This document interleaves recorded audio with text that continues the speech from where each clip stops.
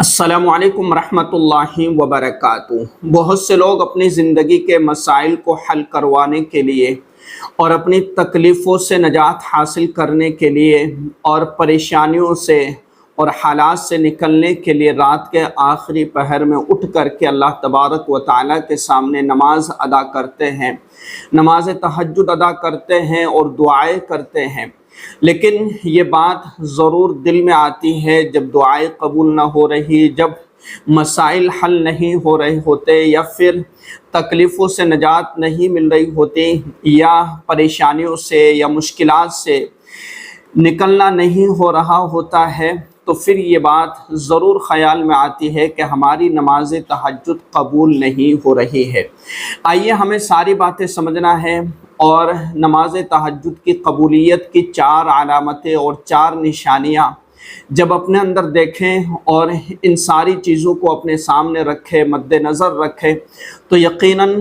ہمارے دل کو ایک سکون ملے گا اور ایک ٹھنڈک ملے گی،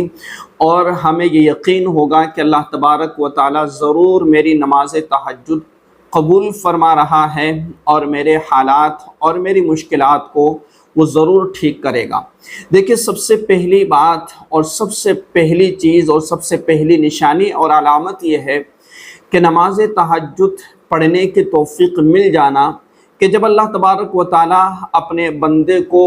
ہدایت عطا کرنا چاہتا ہے، اللہ تبارک و تعالیٰ اپنے بندے کی طرف متوجہ ہوتا ہے اور اللہ کی رحمت کسی بندے کی طرف متوجہ ہوتی ہے،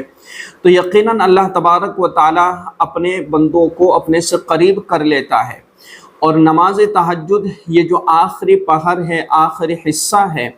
اس میں جو اٹھ کر کے دعائیں کرتا ہے، نماز ادا کرتا ہے، تو گویا کہ وہ شخص اللہ سے بہت زیادہ قریب ہو چکا ہے۔ تو اس توفیق کا مل جانا کہ اللہ نے مجھ پر نظر کرم فرمایا اور اللہ کی رحمت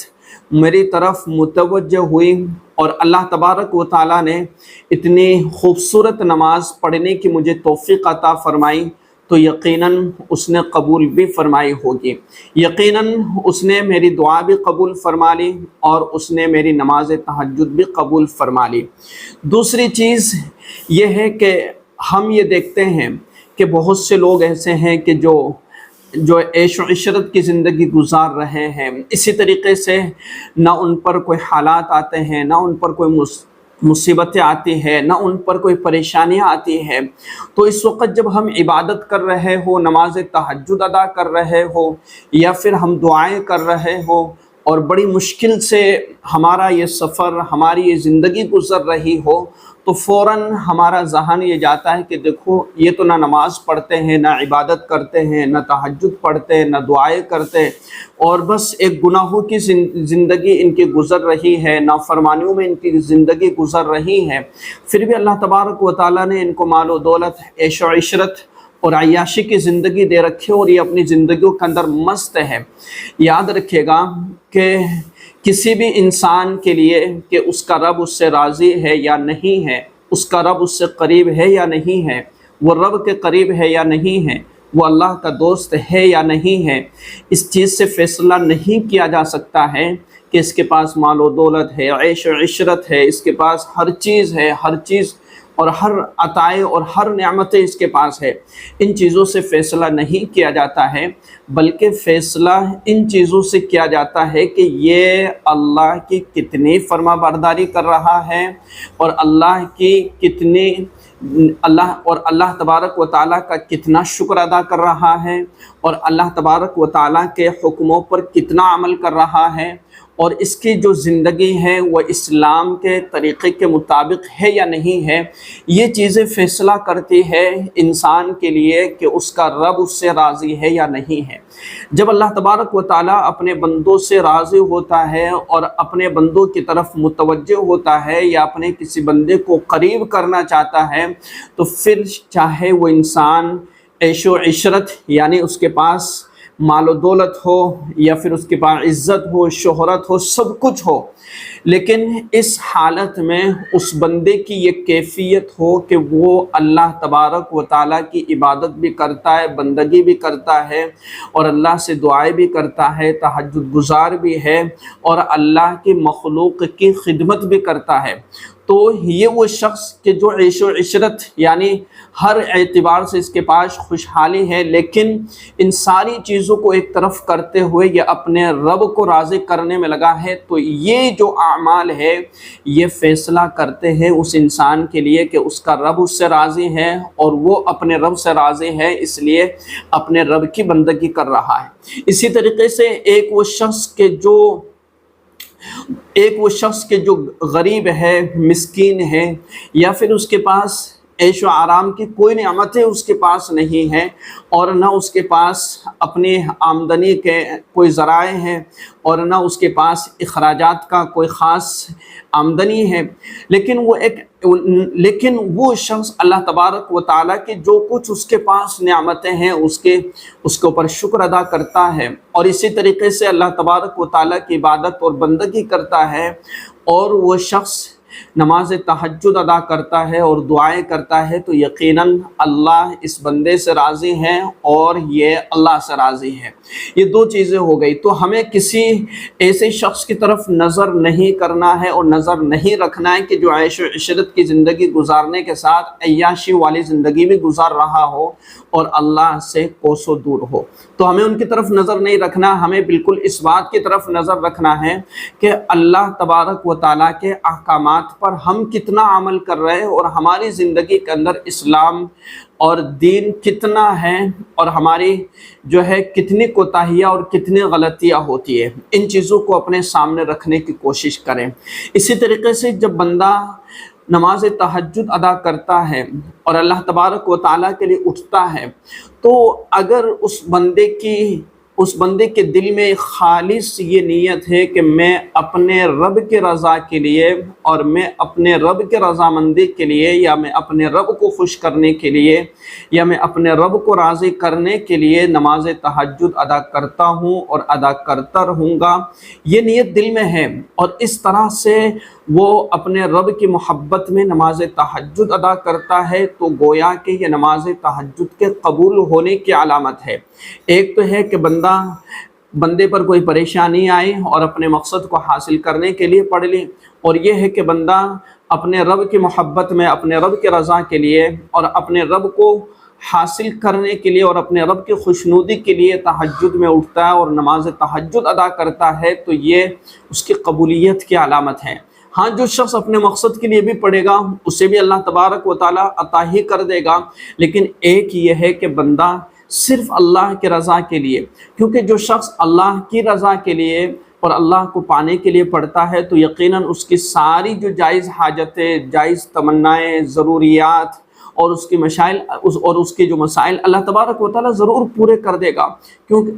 جس سے رب مل گیا اسے سب کچھ مل گیا، اور جس سے رب نہ ملا اسے کچھ نہ ملا۔ اسی طریقے سے تیسری چیز ہے کہ مستقل طور پر نماز تہجد پڑھنے کی توفیق ملتے رہنا، یعنی کبھی کبھار ہم سے زندگی میں کسی دن چھوٹ گئی، کبھی 2 دن چھوٹ گئی، 3 دن چھوٹ گئی، یہ تو ٹھیک ہے، یہ انسانی فطرت ہونے کے ناطے کبھی سستی چھا جاتی ہے، کبھی نیند کا غلبہ ہوتا ہے، نہیں اٹھ پاتے، اور کبھی شیطان بہلا فسلا کر کے ہمیں واپس سے سلا دیتا ہے، یا بدن میں تھکان ہوتی ہے، نہیں اٹھ پاتے، لیکن دل میں اس چیز کی اہمیت ہونا اور اس چیز کا خیال رہنا کہ مجھے نماز تہجد پڑھنا ہے اور ادا کرنے کی کوشش کرنا ہے، اور یہ اپنے دل کے اندر نیت ہے، اور بندہ مستقل مزاجی کے ساتھ، اہتمام کے ساتھ، استقامت کے ساتھ، روزانہ پابندی کے ساتھ نماز تہجد ادا کرتا ہے، تو یقیناً یہ نماز تہجد قبول ہونے کی علامتیں ہیں، یعنی اللہ تبارک و تعالیٰ اس کی دیگر عبادتوں کو، اس کی پہلی عبادتوں کو، اور یہ جو روزانہ اٹھتا ہے اس کو قبول فرما لیتا ہے، تبھی تو اسے بار بار اللہ اپنے سے قریب ہونے کی توفیق دے رہا ہے کہ اللہ اے بندے مجھ سے قریب ہوتا جا اور میں تیری ساری ضروریات کو پورا کر دوں گا اور تیری ساری حاجتوں کو پورا کر دوں گا۔ اور اسی طریقے سے بندہ استقامت کے ساتھ عمل کرے، جو بندہ استقامت کے ساتھ جو بھی عمل کرتا ہے تو وہ قبولیت کی علامتیں ہوا کرتی ہے۔ یعنی کوئی بھی چیز، کوئی بھی عمل، اگر ہمیں اس عمل سے ہمیں فائدہ حاصل کرنا ہے اور اس عمل سے ہمیں اپنی زندگی کے اندر کامیابی حاصل کرنا ہے تو اس عمل کو استقامت کے ساتھ کرنا چاہیے۔ تو جو بندہ استقامت کے ساتھ پڑھے گا یقیناً اس کو ایک نہ ایک دن ضرور اپنے مقصد میں کامیابی حاصل ہوگی۔ وہ جس مقصد کے لیے اور جس غرض کے لیے نماز تہجد ادا کرتا ہے اور اٹھتا ہے تو اس کے ضرور اللہ تبارک و تعالیٰ ایک نہ ایک دن حاجتیں پوری فرماوے گا۔ اسی طریقے سے نماز تہجد پڑھتے ہوئے، دعا کرتے ہوئے دل کے اندر ایک ایسی کیفیت پیدا ہونا کہ بندے کے دل کے اندر ایک مسرت پیدا ہو گئی اور اس کے دل میں ایک خوشی سا اس کو محسوس ہوتا ہے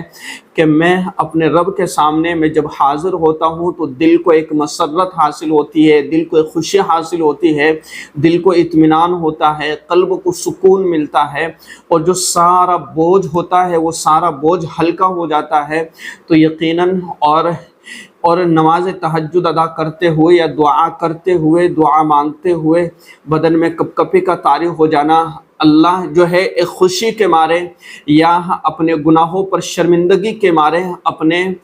بدن کے اندر کپ کپی کا طاری ہو جانا، رونگٹے کھڑے ہو جانا یا رونا آ جانا، یہ وہ ساری وہ چیزیں ہیں کہ جو اس بات کی طرف اشارہ کرتی ہیں کہ اللہ تبارک و تعالیٰ نے نماز تہجد قبول فرما لی ہے، دعا قبول فرما لی گئی۔ اب یہ نعمتیں ہمیں کب ملے گی، کس وقت ملے گی، کب ہمیں اللہ عطا کرے گا؟ تو سیدھی سی بات ہے کہ اللہ تبارک و تعالیٰ اپنی مصلحت کو مد نظر رکھتے ہوئے کبھی تو دنیا ہی میں وہ چیز جو ہم نے مانگی تھی وہ عطا کر دیتا ہے، اور کبھی اللہ تبارک و تعالیٰ اس کے بدلے میں ہمیں کوئی اور چیز عطا کر دیتا ہے جس کا ہمیں احساس نہیں ہوتا کہ اس دعا کے بدلے میں ہمیں یہ چیز دے دی گئی۔ اور کبھی یہ ہوتا ہے کہ اللہ تبارک و تعالیٰ اپنے بندے کی دعاؤں کو کبھی رائے گا نہیں فرماتا، کبھی بیکار اور ضائع نہیں کرتا، بلکہ اللہ رب العزت اپنے بندے کی ہر اس دعا کو جو بندہ مانگتا ہے کل قیامت کے دن اس کا اجر اس کو عطا کیا جائے گا، اور اللہ تبارک و تعالیٰ کل قیامت کے دن اس کا اجر دے دیا، اللہ تبارک و تعالیٰ اس کا اجر اس کو دے دے گا۔ تو کسی کی دعا کبھی رائے گا نہیں ہوتی اور کسی کا کوئی عمل کبھی رائے گا نہیں ہوتا، کسی کا کوئی عمل کبھی رائے گا نہیں ہوتا۔ بس ہم جو دعا کرتے ہیں یا اللہ سے جو چاہتے ہیں، ہماری جو نیت ہوتی ہے اللہ تبارک و تعالیٰ یا تو دنیا ہی میں عطا کر دے گا یا اس کے بدلے کوئی اور چیز عطا کر دے گا، یا پھر اللہ رب العزت کل قیامت کے دن ہمیں اس کا ضرور اجر و انعام عطا فرمائے گا۔ تو اللہ تبارک و تعالیٰ کے اس اجر و انعام پر ضرور یقین رکھے کہ دنیا میں نہ صحیح تو آخرت میں مجھے اللہ تبارک و تعالیٰ ضرور عطا کر دے گا۔ تو جو بندہ اللہ کی باتوں پر، اللہ کے وعدوں پر، اللہ کے فیصلوں پر یقین رکھے گا تو اللہ تبارک و تعالیٰ اس سے راضی بھی ہوں گے، خوش بھی ہوں گے، اور اس کے اجر و انعام کو بڑھا کر کے اس کو ثواب عطا کریں گے، اس کی نعمتوں میں اللہ تبارک و تعالیٰ اضافہ فرما دیں گے۔ تو یقیناً یہ باتیں آپ کو سمجھ میں آ گئی ہوگی۔ اس ویڈیو کو شیئر کیجیے گا۔ السلام علیکم ورحمۃ اللہ وبرکاتہ۔